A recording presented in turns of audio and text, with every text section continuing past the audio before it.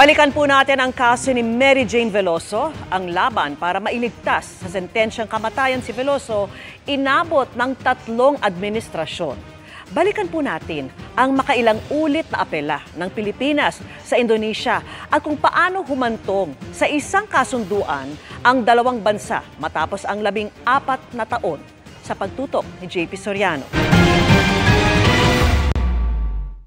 14 na taon at 3 administrasyon, ganyan katagal inilaban ng Pilipinas ang kababayan nating si Mary Jane Veloso na hinatulan ng parusang kamatayan sa Indonesia dahil sa iligal na droga.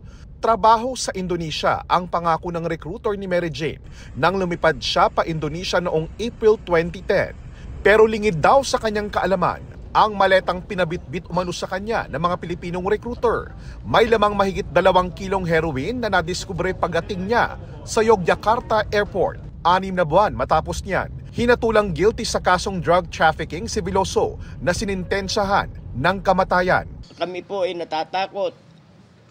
Nagbuhat nung nakulong po yan ako dahil yung nag-recruit sa kanya, tinatakot po kami. International na syndicate daw po sila.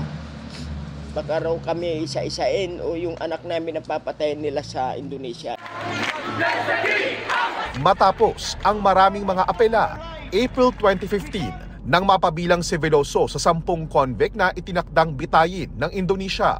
Pero hindi ito natuloy matapos tawagan ni Noy Pangulong Noynoy Aquino ang Indonesian Foreign Ministry. Kasunod yan ang pagsuko sa pulisya ng recruiter ni Veloso na si Cristina Serio. Sabi noon ni Aquino, gagawing state witness si Veloso laban sa sindikatong nag-recruit sa kanya. That the Indonesian government has stayed the implementation of the death sentence on our kababayan Mary Jane Veloso. Sa pagpasok ng administrasyon ni dating Pangulong Rodrigo Duterte, ang naging posisyon ng Pilipinas, gawin kung ano ang naaayon sa batas ng Indonesia. He said, "Follow your own laws. I will not interfere." Pinayagan naman ng Indonesia na makapagbigay ng testimonya si Veloso laban kay Serio at sa isa pa niyang recruiter na si Julius Lacanilao. Hanggang nitong September 2022, sa pag-upo ni Pangulong Bongbong Marcos, muling umapela ang pamilya ni Veloso na hilingin kay Widodo ang executive clemency. Pero natapos ang termino ni Widodo nang hindi nare-resolba ang kaso ni Mary Jane.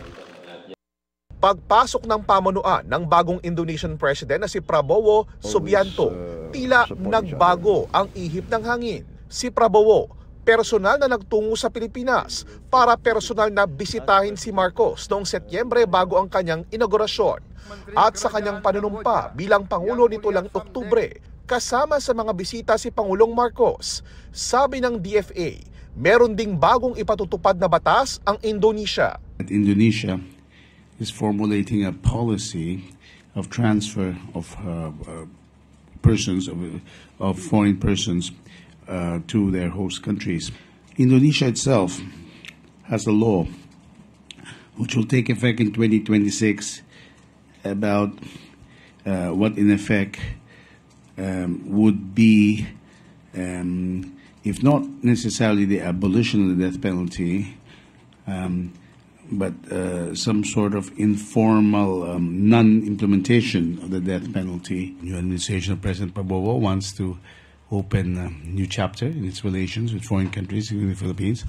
Sa naging kasunduan para mapauwi si Mary Jane, giit ng DFA, wala umanong kapalit na hiningi ang Indonesia sa Pilipinas.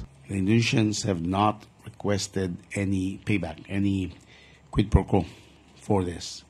May I clarify? This is not in return for anything. Para sa GMA Integrated News, JP Soriano, nakatutok 24 oras.